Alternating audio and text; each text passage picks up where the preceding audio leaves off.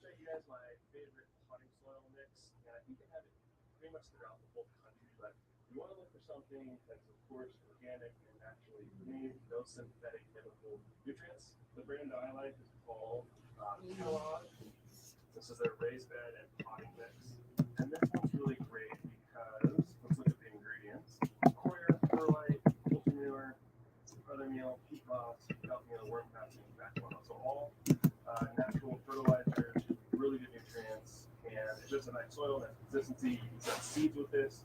Of course, at Home Depot or Lowe's, there's a whole lot of other choices, a lot of stuff that like Miracle-Gro and companies like that, which I don't recommend buying Miracle-Gro. They're a synthetic nutrient company. Organic stuff now, but they're really focused on making money.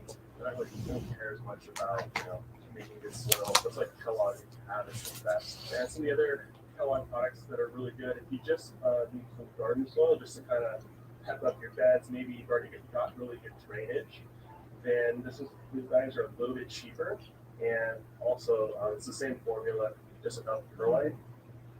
If you need to top dress any of your trees, things like that, the grow mulch is really great because it's going to provide nutrients, and then it's got some larger carbon pieces that'll help retain moisture and prevent weeds. So because my mom's beds are pretty fertile, the soil looks really great. We're just going to add one bed of the raised bed mix per 8 by 10 bed, and we're going to add in some other nutrients as well that I'll show you when we get back to the house.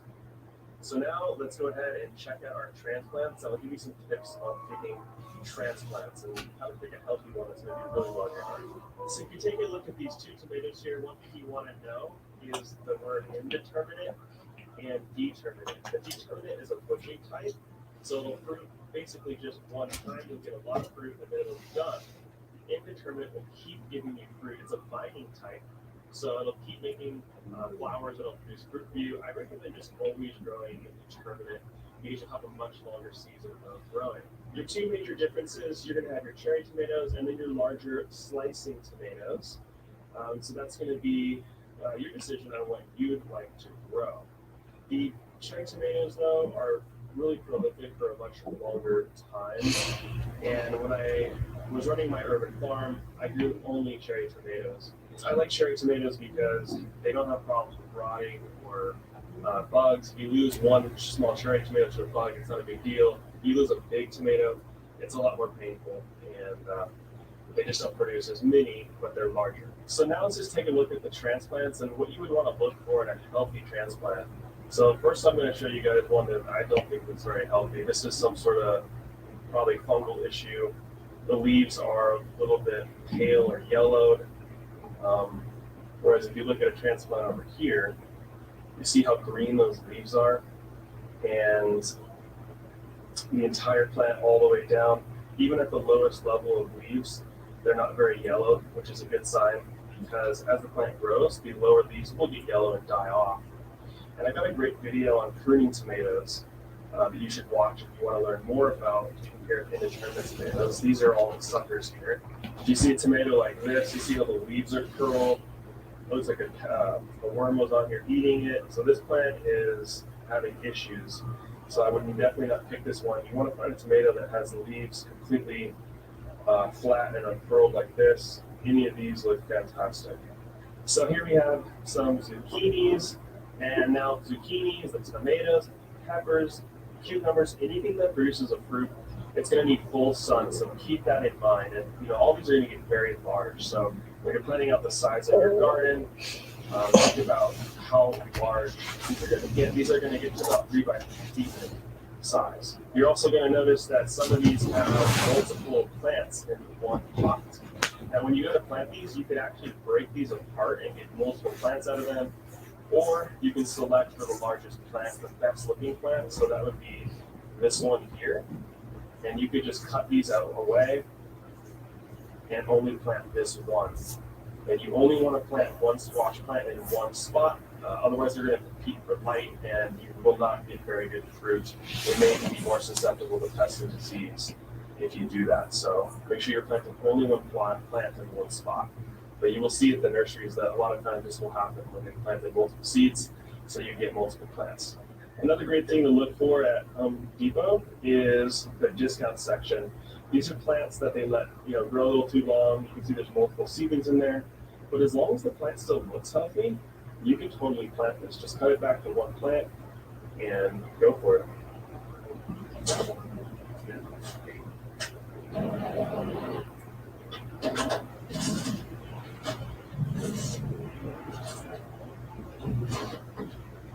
Okay, so we're back from Home Depot with our Kellogg garden soil, and we have 2 4-foot by 12-foot beds right here. And what we're going to do is do the same thing to each bed. So we're going to pour out one of these. Before I do that, now let me show you some other nutrients we're going to do as well.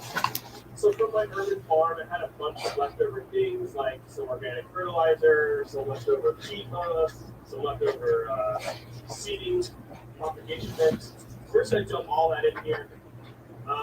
So I've got kelp meal, and this is azomite rock dust for minerals. Minerals are super important in the garden. Just like humans, we don't have all the vitamins and minerals we need. It's hard for our bodies to produce the ability to have a strong immune system. And this also feeds the soil life as well. So azomite rock dust is fantastic. And I'll put links down in the description to the different organic fertilizers and minerals, things that I like to use in my garden.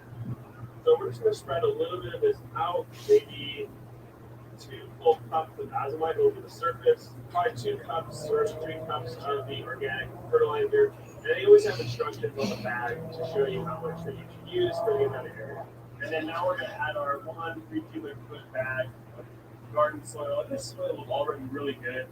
So we're just doing enough to pep it up. If you're starting your soil from scratch, then you could just use all of the raised bed potting mix from Kellogg. Or if you're able to, I recommend getting some locally made compost that's really high quality, because you're going to save money and it'll be even better than what you buy out. So now we're just going to rake it and get it even across the whole surface. Now you guys know who watch my channel that I'm super into no-till, which means we're not flipping the soil and mixing the soil layers together.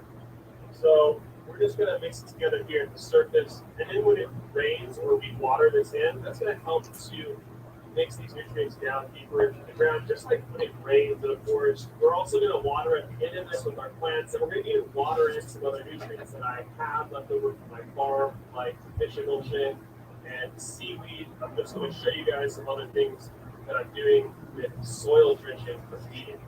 But just doing what we did right here, some organic fertilizers, some good compost of soil, that's all you really need to grow good plants. So now we prepared both of our beds with all the amendments and the compost. So now let's get our transplants ready. And we need to put them in positions that are going to be good for these plants.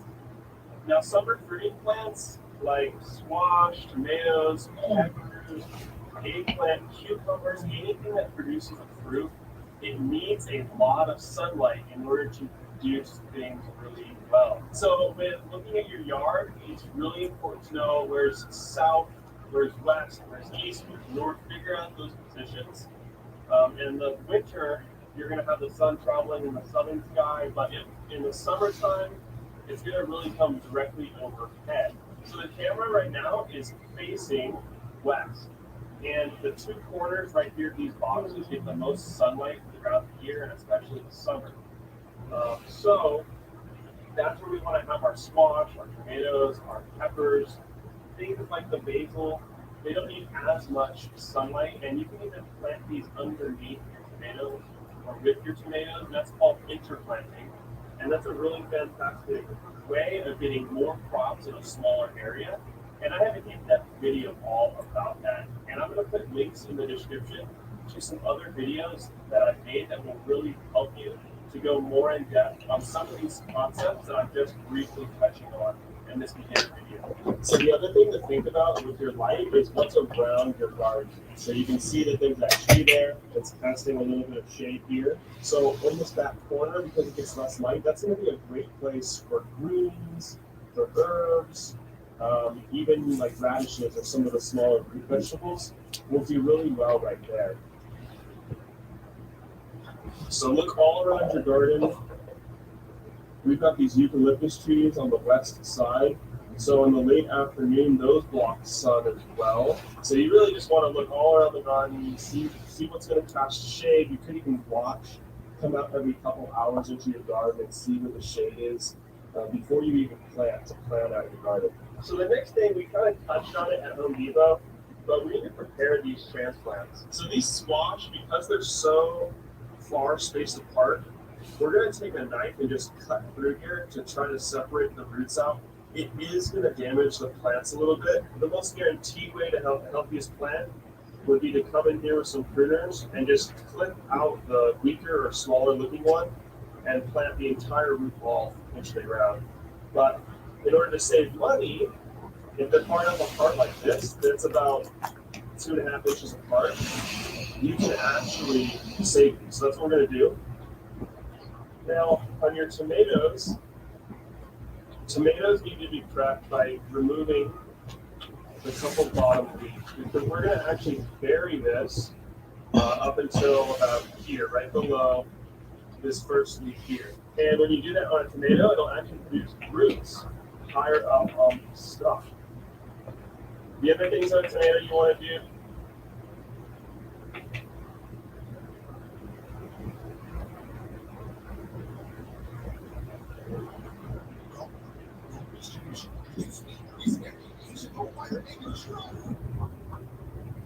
hey everybody, welcome back to another Nature's Always Right episode. Today is going to be a gigantic summer farm tour, and we get to the channel. My name is Steve Burnett, and I'm an urban farmer who farms completely naturally.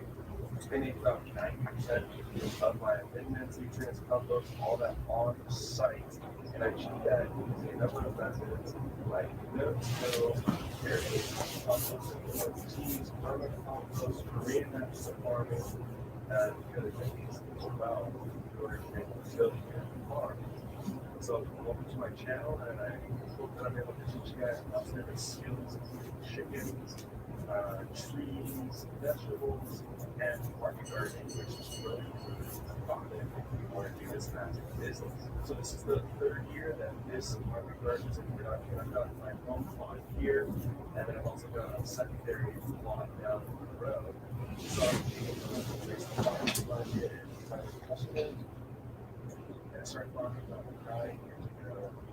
And I took a couple years off in between, but I've been farming full time. A little over 5 years now. So come on, let's go check it out and I'll show you what's going on my farm here.